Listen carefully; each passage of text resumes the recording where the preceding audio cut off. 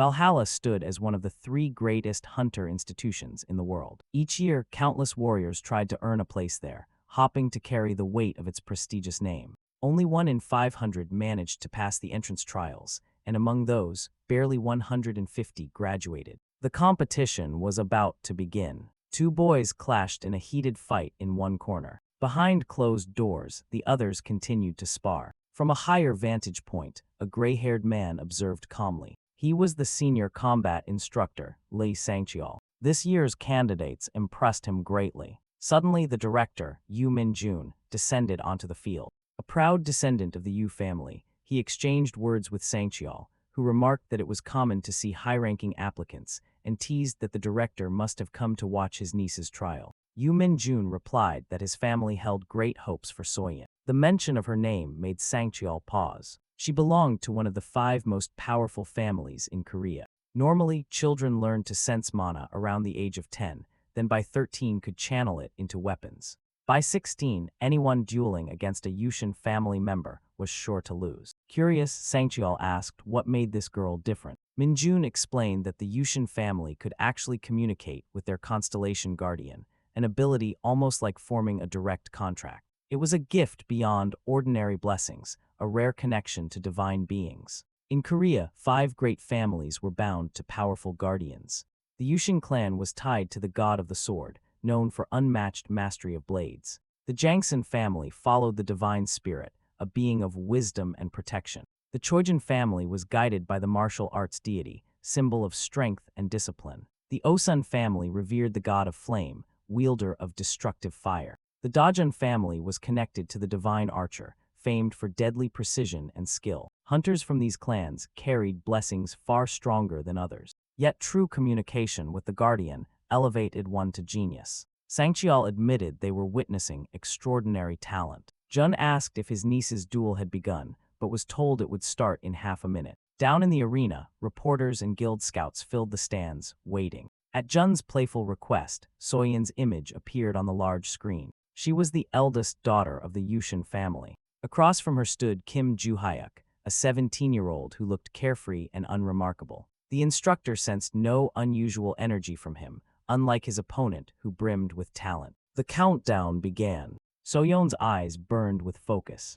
The boy remained calm, even until the very last second. At the signal, she rushed forward, her massive sword gleaming. Her strikes showed both firm technique and perfect mana control. But as her blade cut through the air, Kim Ju-hyuk only smiled faintly, sidestepping with ease. Gasps erupted as the girl fell, defeated. Observers whispered in shock. How could a scion of the Yushin family lose so easily? Ju-hyuk himself seemed puzzled, wondering why she was so weak. Far away, 3 centuries earlier, the Tower of Destruction loomed. There, the martial leader Kim Hyun-oh had once fought the King of Destruction, Brace. The battle nearly destroyed him, yet he emerged victorious. As the tower collapsed, he groaned in despair, realizing that the peace he had dreamed of would never come. Bleeding and alone, he bid farewell to the world. But fate intervened. His eyes opened again. He had been reborn in the body of a frail youth named Kim Ju-hyuk, 300 years after the tower's fall. Though his new body was weak, his experience and knowledge remained intact. He planned to live quietly this time, until a glowing panel appeared, declaring that in 5 years the Tower of Destruction would return. He cursed, regretting not destroying Brace's body. Still, he resolved to prepare, determined not only to survive but to live fully. The panel directed him to Valhalla's underground halls, where lost weapons and memories could be recovered. On the 4th day at Valhalla, the top 10 rankings would be decided. Ju-hyuk joined the others in the stadium, excitement buzzing in the crowd. From above, Sangcheol observed the new candidate with interest. Ju-hyuk's opponent stood ready, a broad-shouldered boy, 17 years old, eldest son of the Osun family. Though lacking in strategy and martial skill, he possessed a naturally gifted body, powerful enough to be called a genius without effort. That boy Oh-se-yuk stared at Ju-hyuk with fiery eyes, brimming with anger. He relied solely on his immense strength, believing it enough to crush anyone. Ju-hyuk responded with mockery, which only enraged Se-yuk further. Confident in his physique, Se-yuk charged, throwing a heavy punch. Ju-hyuk knew his current body could not withstand close combat strength, yet he also knew something Se-yuk did not. With sharp martial technique and keen observation, he slipped aside, delivering a perfectly timed strike. His slap sent Seiya crashing to the ground, stunned and bleeding. The crowd erupted in disbelief. They could not comprehend how such a simple blow had defeated the Osun heir. Seiyuk's father, Chulshin, the king of fists, watched in grim silence. To him, there was nothing simple about that attack. His son, despite focusing only on brute strength, should never have been struck so cleanly. He was analyzing their duel. Juhyuk tilted his head lightly, making the mighty blow miss. In that instant, he countered with a speed and precision that proved his mastery. Even Chulshin, a veteran, realized this youth had prepared for every step of the fight. Chulshin fell silent, but in his heart, he resolved that the boy would join his family at any cost. Others, too, began to recognize Juhyuk's extraordinary value. The stadium lights flared as the next match was announced. It was the final ranked duel. Juhyuk faced Choi Arin, the second daughter of the Chojin family. Fans cheered wildly, many calling her Nuna, with admiration despite her young age. When the fight began, she unsheathed her sword at once. Sparks of lightning danced across the blade, proof she had already mastered her family's elemental technique at only 17. She charged with fierce determination. Juhyuk remained calm, hands in his pockets, eyes sharp. He let her attack first, then vanished from her sight. A heartbeat later, he stood beside her, remarking that her gaze betrayed her strikes. She could not react before his blow landed. To her credit, she managed to block with her sword, though the impact sent her reeling. Impressed, Juhyuk realized she had prevented what could have been a devastating wound. But he did not stop. With another strike, he sent her flying. She lay sprawled on the ground, unable to rise. The panel lit up, displaying the top 10 entrants of Valhalla. At the top stood Kim Juhyuk. As he left the arena, voices swarmed around him. Dozens begged to join him, calling out for his attention. Annoyed, he shouted for them to be silent, and thus his new path in Valhalla truly began. The news spread quickly, with headlines declaring that Kim Juhyuk was on the verge of madness and branding him a deranged psychopath. 92 comments flooded the page, condemning his arrogance and reckless behavior. For a rookie, many argued, he was far too proud and insolent. While this storm of criticism raged outside, the towering halls of Valhalla welcomed the new students warmly. To Juhyuk, however, the endless explanations about the academy's history felt dull and unnecessary. He grew restless, especially since the glowing panel from earlier still lingered in his thoughts. It had spoken of weapons and memories hidden deep underground, and that unresolved mission weighed heavily on him. He noticed that those around him tried to avoid meeting his gaze. Juhyuk assumed his display from the previous day had already drawn enough attention to unsettle others.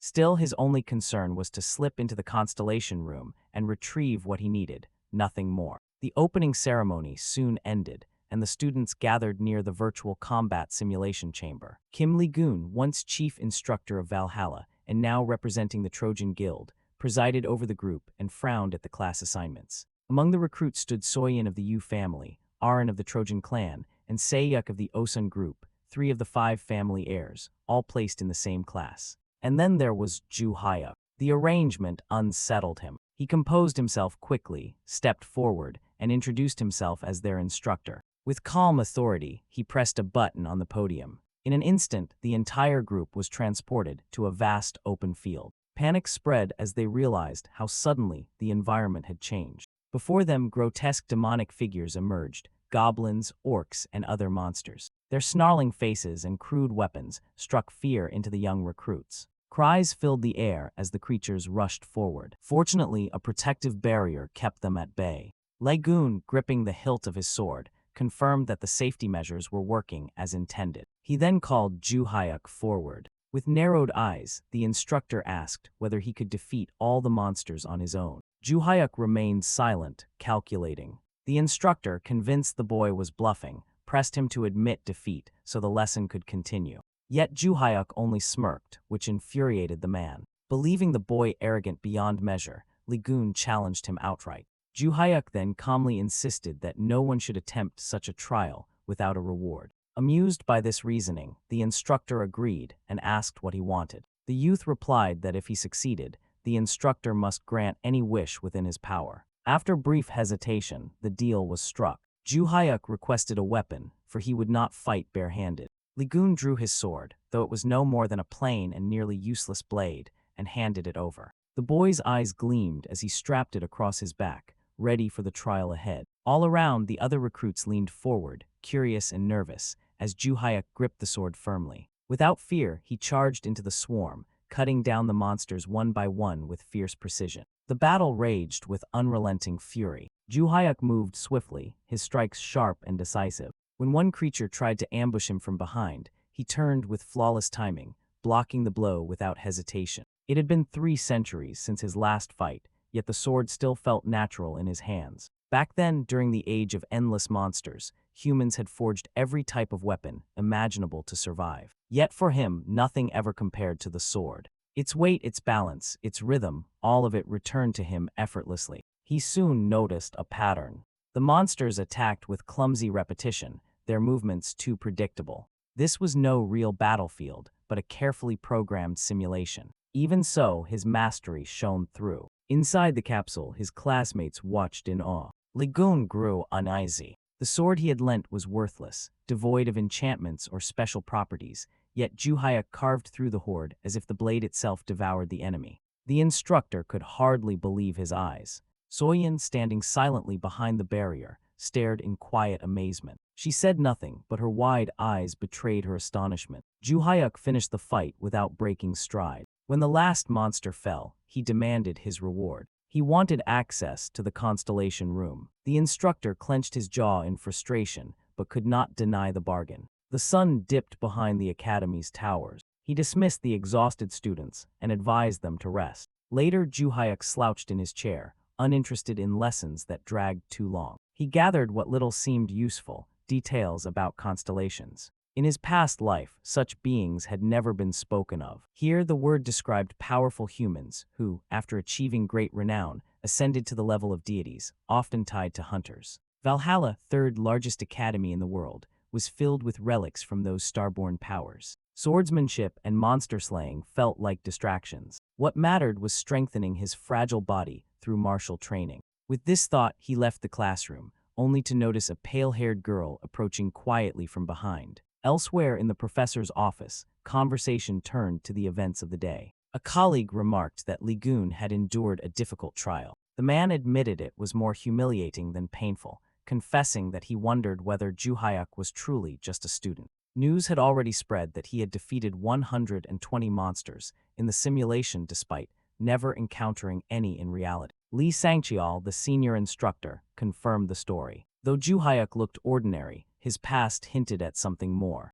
Ligun added that the boy was an orphan from a small shelter in a dangerous district. Sangchial had verified it himself. Such a child would never dare risk exposure by faking his way into Valhalla. The senior instructor asked if the boy had requested entry to the constellation room. Ligun confirmed it, and Sangchial promised access to the first underground floor as directed by the academy's leadership. The instructor was grateful, though he confessed his unease. Managing 3 heirs from the 5 families in a single class was already a burden, and now this strange boy was added to the mix. Sangchial mentioned that another class even had an exchange student from the Ventric family, a boy expelled from the British Academy for causing chaos. Compared to that, Ligun's worries seemed lighter, though not by much. Meanwhile, Juhayuk turned to the white-haired girl, who had finally stepped closer. She stared at him intently, and when he asked what she wanted, she calmly requested that he teach her his sword techniques. He could not make sense of her persistence. The pale-haired girl was eager to learn the sword work he had shown, but he refused. When she questioned him, he explained that he simply did not want to teach. With nothing more to say, he turned to leave. She met his eyes and pleaded again. He repeated that he had no intention of instructing her, told her to stop following him, and walked away. She remained where she was, looking quietly disappointed. The next day in Valhalla's towering halls, he sat in his classroom, thoughtful and still. Studying his hands, he realized his body was stronger than he had assumed, yet his mana control remained poor, and he lacked magical power. He decided that this could be fixed if he found the thing he sought, and he prepared a low-grade spell as a first step. A blonde braggart approached his desk. It was Roctal Ventric, accompanied by his assistant, Uria de Felix. The newcomer introduced himself with lofty pride and asked if the boy wanted to become strong. He invited him to join the Ventric main branch. Most clans favored the direct line over the affiliates, but the Ventric were unusual. Their constellation guardian, called the Beast Mask, made the organization formidable in Europe. Instead of contracting a single star-linked warrior in the usual way, the family preferred agreements with unaffiliated individuals to avoid entangling obligations. With that approach, their influence had grown enormous, and the scion before him had become insufferably arrogant. Not long before, an incident at the British Academy had gotten that heir expelled, though he claimed such setbacks were temporary for someone of his house. Now, sensing opportunity, he tried to recruit the center of yesterday's attention, promising a path to the family's constellation if the offer were accepted. The boy declined without ceremony. The suitor froze, unsure how to respond. His assistant stared in disbelief. Anger followed. The orphan, however, understood that the approach had been more performance than genuine interest. The spurned heir spat an insult.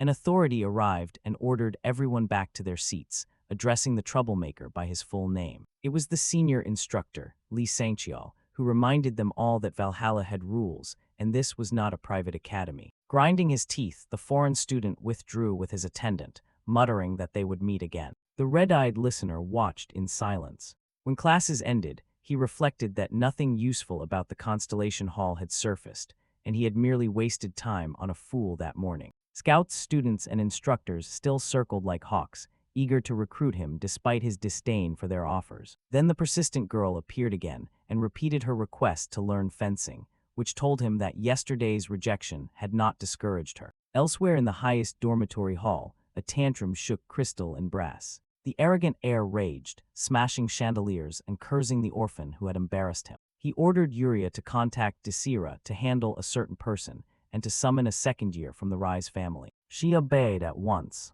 The fury did not subside. The young lord called his assistant again, dragged her by the hair, and demanded a response. He mocked her lineage and threatened to discard her from the group, forcing a frightened plea. He hurled her to the floor and repeated his orders, called Desira, and notified the second year of the Rise family that he wanted a meeting. The trembling blonde agreed. Meanwhile, in a quiet room of the dormitory, the red-eyed student meditated. Pale blue light seeped from his body as he tried to draw magic. A coughing fit broke his focus, and smoke escaped his lips. His body was still feeble. Summoning power through it was close to impossible. He fell into silence and thought back to the afternoon. The determined girl had followed him to the dormitory door and pressed her request again, repeating herself until it grated. He named a price, 10 million won per lesson, assuming that would end the matter. She looked stricken and he prepared to leave, certain she could not afford it. Then she asked for his phone. Puzzled, he handed it over. She saved her number and said a transfer would be easier that way. A notification arrived almost at once. 100 million won had been deposited. She expected lessons, real techniques, not empty gestures. He said he would refuse and return the money, but the figure lingered in his mind later. For a high school student, it was an astonishing sum. If he became the teacher, he would not need to reveal every secret. The funds would cover what he needed. Resolved, he rose for the mission he had delayed for too long: find the hidden vault. Night closed around the mountain paths. He moved through dense undergrowth, recalling how most caches buried 3 centuries earlier had been destroyed. By his count, perhaps 4 remained, and likely only 3. They would be somewhere in the Valhalla range. He would search until he found one. He gathered the faint mana he could muster. The marble he had used as a locator in the past would still answer to him, even with minimal power. A blue circle glowed underfoot. He had a luid. He knelt at the luminous mark and began to dig with an iron shovel, cursing the weakness of his limbs. If he had known he would be this frail, he would have buried it shallower. If the Tower of Destruction had not torn the world apart 300 years ago, there would have been no need for any of this. With the world crumbling, nowhere had been safe for his wealth, so he had built vaults and filled them with what mattered, trusting time to guard it. Dawn brushed the tall buildings of Valhalla when his shovel struck metal. He had found the vault. The lock was unfamiliar to ordinary keys, but he shaped a thread of magic into a special ward key and eased it into place. The mechanism yielded with a soft click. He braced his frail body, hauled the door open, and stepped inside. He stood before the mountain of gold in silence, his expression thoughtful. Now that wealth was no longer a concern, he could focus on his true goal. Then something caught his eye. The storage stones glowed faintly on the shelves. Long ago, he had imbued them with his own magic to preserve the vaults, and now the time to use them had finally arrived. He picked one up, and it pulsed with a brilliant blue light. That was exactly what he expected. Storage stones overflowed with energy when activated. Satisfied, he stopped the extraction and decided to first secure the lighter treasures, such as jewels, before transporting the heavier gold bars. The following day, sunlight poured over Valhalla's great halls. He sat slumped in his chair once again, like a lifeless husk. He mocked himself inwardly, thinking he must be cursed to even consider building more vaults when his muscles still ached from a little digging. Then the persistent girl appeared before him yet again, asking him to teach her swordsmanship. It was clear she had no intention of giving up. He studied her and asked why she insisted on learning from him when she belonged to a clan renowned for its blades. She explained that even within her family, she had never seen anyone handle a sword the way he did. He did not press about her father, head of the Trojan clan, though surely his skill with a sword far surpassed his own. Just as she was about to mention it, the instructor summoned him to the teacher's lounge. Curious, he left at once, leaving the girl standing with a disappointed look. Before going, however, he told her to meet him the next morning at 6 in the training field if she truly wanted the opportunity. She was startled but quickly agreed. In the lounge, the instructor wasted no time. He explained that permission had been granted for access to the Constellation building, though only to the first basement floor. Going lower was strictly forbidden. The boy asked when he could enter and was told he could do so that very night. Without hesitation, he accepted. His composure surprised the instructor, who had expected complaints. Night fell, and soon he stood before the Constellation Hall itself. The Academy's greatest treasure lay within. 2 guards in black uniforms flanked the entrance, one speaking into a radio. Security here was even tighter than at the main gate. Walls fortified with countless layers of enchantment surrounded the entire structure, save for the single entrance. He wondered aloud about the lower floors and whether descending would be considered a crime. The instructor answered calmly that it would not make him a criminal but would see him expelled, and before that, madness would claim him. The second basement floor, he explained, overflowed with raw constellation power. Any unprotected mind that touched it would shatter. The boy understood quickly. The instructor, however, wondered why he had even asked such a question. But he brushed the thought aside, reasoning that the Academy's top recruit would never throw everything away. He reminded him he had only 30 minutes inside. The boy agreed and entered. The familiar panel appeared at once, repeating its earlier instructions. He ignored the warnings, for he had come to Valhalla solely for this. His feet carried him deeper, past endless stairs, until the surroundings resembled a vast prison. Confused, he wondered if the first basement floor was truly all that important. The panel lit up again, declaring that requirements had been met. He was being transported elsewhere. His body dissolved into light. When his vision cleared, someone stood before him. It was Brace, the enemy he had once defeated. Shock coursed through him, but before the figure could speak more than a few words, his fist crashed into that cursed face. Brace tried to calm him, asking for conversation, but the only answer he received was another punch. The boy was not interested in words, only in revenge. The former enemy collapsed, weakened and helpless, while his assailant pressed on, fists falling in fury. He admitted to himself that he was no brawler, but this was different. This man had stolen his future, his wealth, his honor, and the years he had invested in his disciples. For that alone, fists would suffice. At last, Brace, coughing, asked if his attacker was not curious about the place they stood in. The boy admitted he was. Nothing about it seemed unusual, and he wanted answers. Brace explained that it was an imaginary space within a relic, not the real world. His own body had perished 300 years earlier, and his existence had endured only through the relic's power. The revelation left his opponent stunned. Then Brace gave a sly smile and claimed he had become a constellation. Rage burned hotter, and another strike smashed into his face. Outside, time moved differently. At the entrance, the instructor waited, unaware of what was unfolding within. Soon the boy reappeared, being searched by guards. When asked if he had done anything suspicious, he replied calmly that he had only looked around and had not gone deeper, not wishing to lose his head. The instructor dismissed him with instructions to go back to his dormitory, and he obeyed. On the way back, he brooded over the reunion. Brace's rise to constellation meant nothing to him. What mattered were the notifications, the strange transparent panels. When he had asked, Brace had claimed ignorance, and for that, he had been struck again. At last, more details had come out.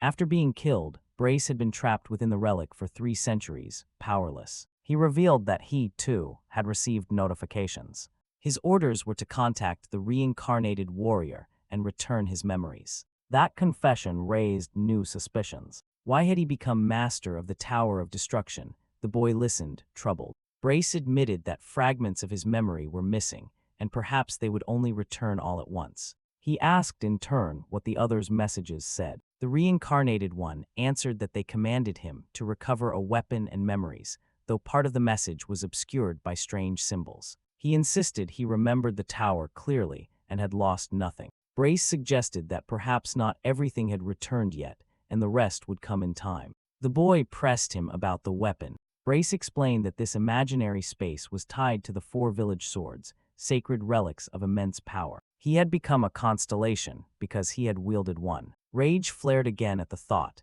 and his enemy was branded a cursed being once more. Back in the present, he gripped a blue magic sword and pondered how one of his village's blades had turned into a relic and birthed a constellation. Confusion clouded him, but the panel's new mission made it clear the weapon was essential. Suddenly, a group of upperclassmen appeared, demanding his identification.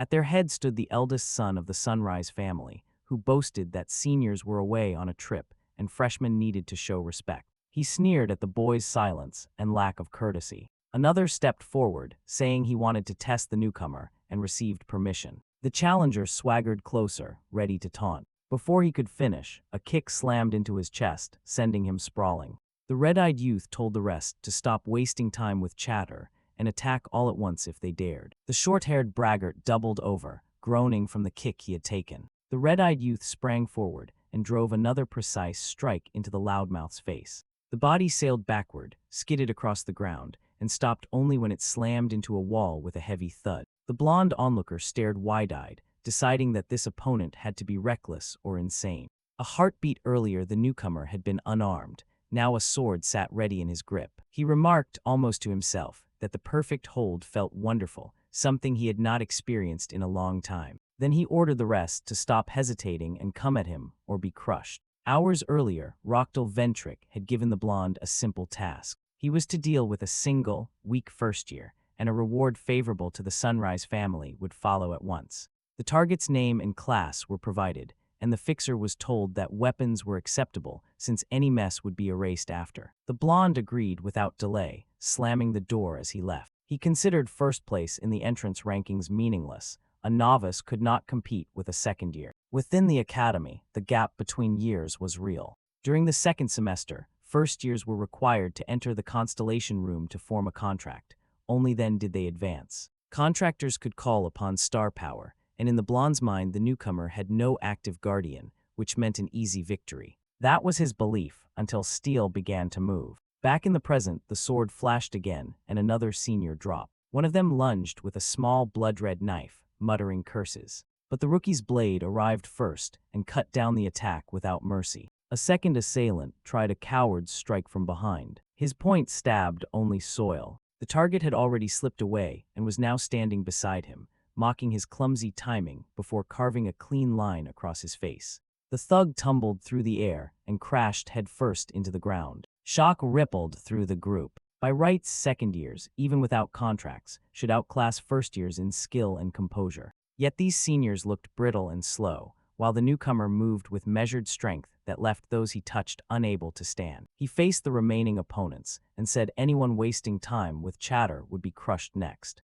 The blonde, seeing his team waver between fleeing and charging, barked that there was nothing to fear because the newcomer was only a weak freshman. The red-eyed youth observed that the leader had nerve, which goaded the older boy into a headlong rush. Halfway there, the blade kissed his ribs. He froze, stunned that he had simply stood and taken the blow, and then the next strike, driven with full force, dropped him unconscious. The victor slapped him awake, opened his palm to make the point, and demanded to know who they were and why they had picked a fight without cause.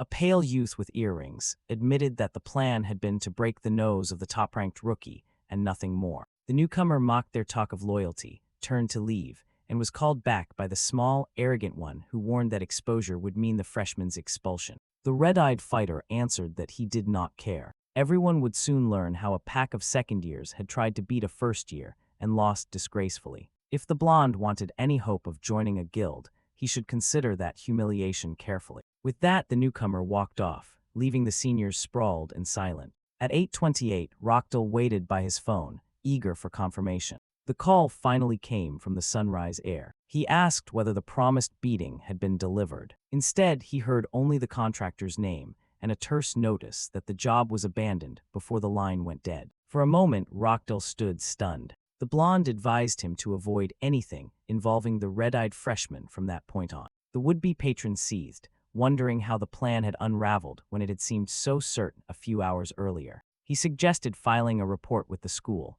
arguing that any visible bruises would serve as evidence. He promised sponsorship and reward if the fixer followed through. But the older boy concluded that even the backing of a powerful house could not restore lost honor. He ended the call, leaving Rockdale to curse and smash his phone. His assistant watched in rigid silence. He called for Yuria. She replied that she had already carried out his instructions, but Desira was far away and would need time to arrive. The distance stoked his anger further. Meanwhile, in Mexico, at Aria Academy, bodies lay scattered across the training floor. Amid the wreckage, silence hung heavy, broken only by the faint hum of machines. A fair-haired fighter stood tall among the fallen, calmly checking a high-tech phone in his hand. He was the feared Desira Ventrek. The message from his brother told him to go to Korea to handle someone named Kim Ju-hyuk, and that the reward was ready. The news thrilled him. After being expelled, he had believed there was no easy source of funds. Now an unexpected turn promised exactly that.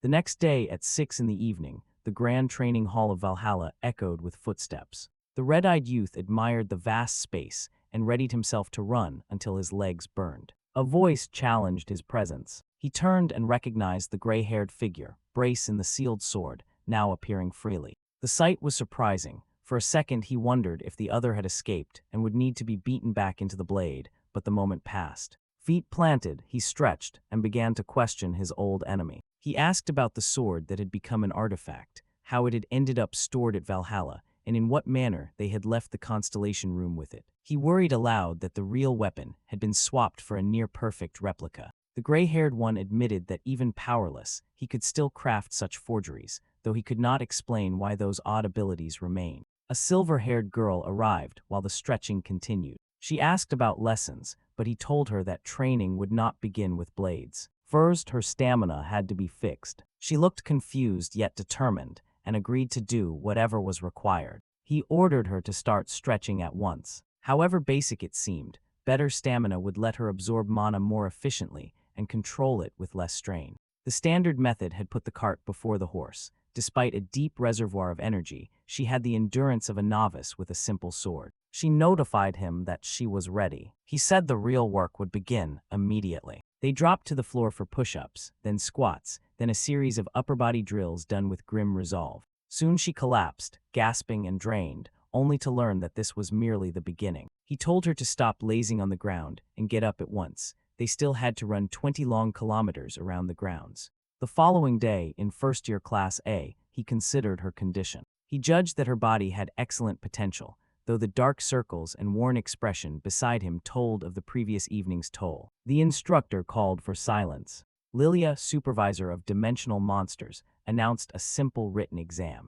She reminded the class that she had covered the basics on the first day and expected them to have studied how to handle each creature. Testing began. Pages rustled, minds focused. Even the silver-haired trainee seemed to struggle. The red-eyed student watched her as if she were a dangerous opponent, measuring how she handled the pressure. When time expired, Lilia checked her sleek watch, ended the session, and explained how to return the papers. This test would not affect overall rankings, but would calibrate skills for the next lesson. She added that the following week they would begin the first official session in the virtual combat communication room, then dismissed the class and swept out. He sat quietly, thinking through what came next. The gray-haired presence murmured a question about his method during the test, and the youth realized the other had been observing. The sealed one claimed he had nothing else to do in there, and when pressed for details, said that he could only hear imaginings that concerned the red-eyed student. The reply to how the test was handled was simple. The answers were written as he knew them.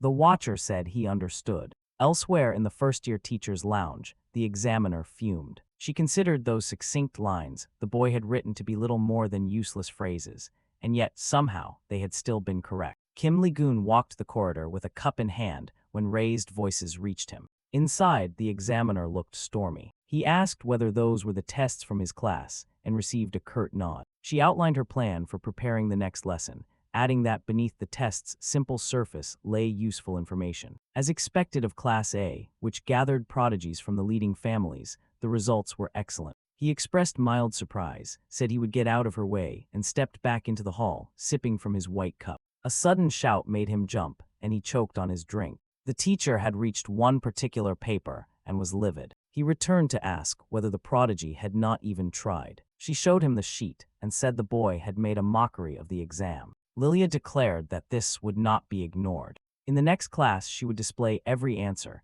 and make clear that dealing with monsters was not so simple. A week later, inside the virtual combat room, she announced that the tests were graded. Most had done very well, but there was a caveat. She called the red-eyed student forward. He stepped up without hesitation and stood facing her. She handed back a paper crowded with red marks and stated that he had earned a 0, which suggested he had not taken the exam seriously. He disagreed, insisting that he had. She began with 2 of his answers. To the question about the most effective way to handle a stone goblin, he had written that the solution was to stab the stomach. To the question about 8 wild goblins charging, he had written that the solution was to send each one to hell, starting with the nearest. She stared, astonished that he had not even attempted to cloak that audacity. A simple sword, she said, would never be enough against a stone goblin. She doubted he could manage such a creature at all. He countered that he would finish it with a single strike. Irritated by what sounded like boundless vanity, yet sensing unshakable confidence, she decided to give him a precise chance. A roar rolled across the chamber. A stone goblin loomed before the class, its presence meant to intimidate. She told him that if he killed it exactly as he had described, she would change his grade. He placed his test on the control table, chose a single sword from the rack, and advanced. The goblin's jagged face twisted, but he was already moving. Lilia knew he had once cut down 120 goblins, yet this was different. A random sword alone should not suffice against stone. The creature suddenly howled, as precise blows had already landed. A deep crack opened along its head, a gaping wound spread across its torso. He let mana surge, flung the plain blade aside, and finished the fight with a single clean strike to the stomach. The monster collapsed. It had taken no real effort. A younger girl gaped, impressed that he had felled a stone goblin without enchantment. The burly blonde watched in silence, stunned. Even Choi Ain looked astonished. Lilia exhaled and asked how he had done it. He answered that he had simply struck the stomach, which left her more puzzled than before. By her reckoning, a swordsman would need to be at least an A-class contractor to achieve that result with nothing but steel, and yet he had done it. He asked whether his answer was therefore correct. She said no, explaining that it had been only one question, and there were more to come. The floor began to grind and split open. A vast tunnel yawned ahead, black and seemingly endless. He asked what this was. She told him to focus and look forward. A soft patter of steps came from the dark. Shapes slipped into the light. She explained that enraged goblins were dangerous to control. The wrong approach could trigger a scream that called more of their kind. The usual method was to use magic to wipe them out at once, or else to run. He could see 3 in front of him, but with every mistake 5 more would answer the call. Even with a good sword, this would be difficult, and she had heard that his speed with the blade was hardly impressive. He moved anyway. The first stroke cracked a forehead and sent the others into a fury. The green one stayed wary, teeth bared, but a second cut smashed into its twisted mouth and dropped it to its knees. The teacher watched, impressed despite herself, while he noted that this, too, matched his answer to the second question. Another day in Valhalla's training center, he and Choi Ain ran side by side. The treadmill counters flashed far above ordinary limits. She collapsed first, gasping on the floor. He regarded her in silence with the hint of a smile, then asked whether her clan never trained stamina, given how a simple drill had crushed her. She admitted she did not push herself that way. He asked how she meant to fight horrors with that approach. She answered that she would borrow power through her constellation. That fit his expectations. In these families, physical conditioning often took second place to magical reliance. Borrowed strength could mask many weaknesses, but the risks were severe. A labyrinth or dungeon might suppress magic, long battles could drain mana to nothing, and a capricious guardian could refuse to answer. After weighing all of this, he called her over and asked whether the stamina work felt worthwhile. She said yes, because he had promised to teach swordsmanship if she did it.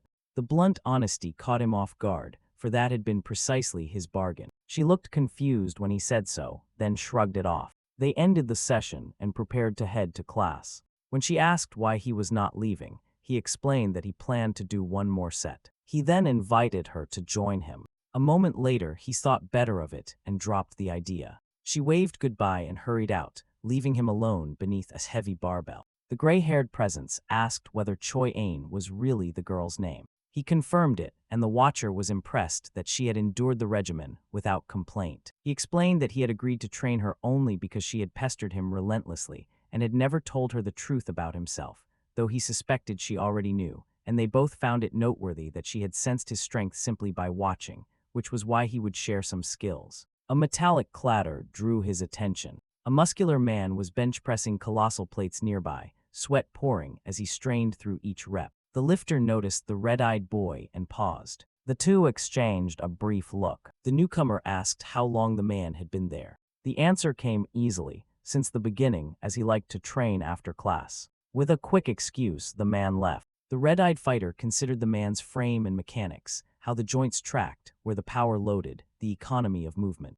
The gray-haired voice asked why he was so interested. He answered that this lifter would likely become far sharper than peers who trained only magic. He then asked what those cursed constellations truly did. The watcher admitted uncertainty. The boy mocked him for knowing so little. The reply came with weary patience. Even as a constellation, he had been sealed for 3 centuries, isolated from the rest. If the boy wanted answers, he should finish the new mission listed on the system panel. That thought settled over him as the translucent window flared to life. It warned of the center of the great Valhalla forest, home to Madagarona, and listed precautions. He remembered the lesson where that place had been introduced as the final survival site of the first semester. Were it not for this mission, he would have taken his recovered belongings and left, but now stealth would serve him better. The watcher asked what he was thinking, and he recalled the recent ambush, saying that if he had not acted as he had, his head would have been smashed like the watcher had once been.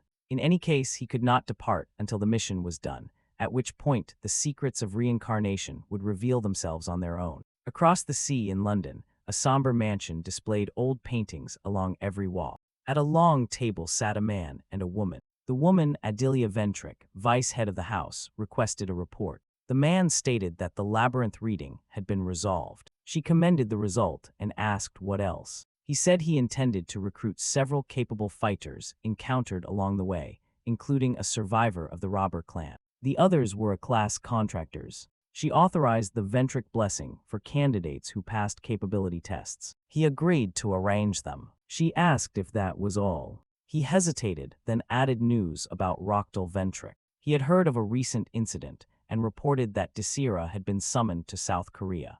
Rage tightened Adelia's face. Desira Ventrick was the family's black sheep, the worst delinquent they had produced. By 19, he had already killed 5 people at the British Academy over a trivial dispute. At 20, he was cast out entirely. Adelia considered how he had hidden for years and was now headed to meet Rochdale. She ordered constant surveillance on Rochdale's activities, received firm acknowledgement, and added that the arrogant boy was to be warned. Any suspicious move would see him expelled from the house at once. The report concluded, the messenger withdrew, and she sat alone in the vast chamber. Silence settled while she pondered those fools who wielded power they had not earned. That sort of ability felt beyond the ordinary. Her chair bore a carved motto declaring that everything existed for a single person, and in the end all gifts were meant for her. Seeking confirmation of that belief, she lifted her eyes to the eerie painting of their guardian constellation on the wall. Back at Valhalla, a lesson turned to language. The professor discussed how the word malefactor had taken root in modern society to describe those who twisted constellation power for evil. Such criminals acted alone or in groups, and among the organizations, the most notorious was known as Wongat. While the lecture droned, the red-eyed student considered how training his body made him feel stronger, and how his control of mana, though far from prodigious, had improved since rebirth. Still, something was off. On that first day, even a single circulation had nearly broken him, as his mana had felt below average. His body was so weak that a little digging left him faint. Even a weak vessel should not have deteriorated so badly. Whatever had happened belonged to the past. There was no use brooding now. A fingertip tapped his desk. Calmly, he looked up to find a girl from the Yu family. She placed a crumpled note, a large, friendly greeting scrawled across it. He wondered what this was about. Soon after, Kim Lee-gun announced weekend leave would be permitted with separate requests. The lesson ended on that simple note. The red-eyed boy considered the chance to get off campus, filled out a Saturday pass with a trivial pretext, and submitted it. The gray-haired presence expressed surprise and asked where he planned to go. Before he could answer, a small girl wearing a tiara stepped in. They exchanged a few words about the morning. He had even replied courteously to her earlier note, though she had not answered. He urged her to speak quickly. He had forms to file in little time. She stammered, tripping over her words, which frayed his patience. He called her ridiculous and told her to nod if she could not talk. Anger flashed at the insult, and she demanded to know why he said that. He countered that provoking people for no reason seemed to be her habit, then asked again what she wanted. She remembered watching him fight that harsh, ugly stone goblin and had been impressed that he had used only a sword, no magic, a result unlike anything in their books. She had come to ask how he had done it, but pride made the question stick in her throat. Just as she drew breath, the examiner arrived and voiced the very question she had been about to ask. The gray-haired woman, bright-eyed behind her glasses, wanted to learn his method. He wondered where this excitable instructor had sprung from and asked why she intruded if she disliked him. She blinked, confused, and he revised the point,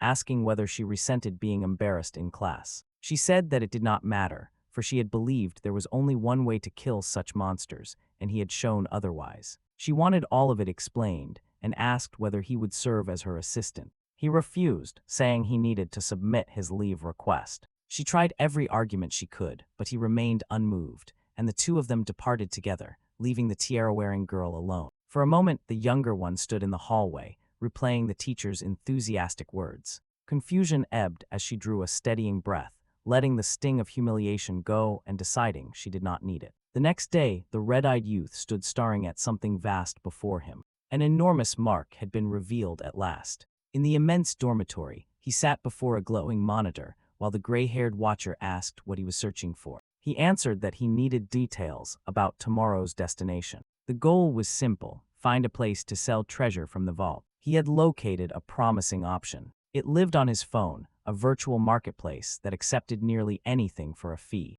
According to what he had gathered, a guardian known as the secret ruler stood behind it. High-ranking figures openly endorsed the tool, and despite its illegality, governments kept their distance. That made entry almost laughably easy once one knew how to knock. He skimmed a few tutorials and noticed a link buried in a comment thread. Messages arrived from Choi Ain, a parade of crying bunny icons. She reported she would miss the next morning's training. He replied that he also had a commitment and sent a few laughs between lines, which only confused her. He clarified that he was wishing her a good trip and asked her to ease up on the emojis. His focus returned to booking a slot. One suspicious tap later, he pulled on a dark hoodie, raised the hood, and slipped into the night.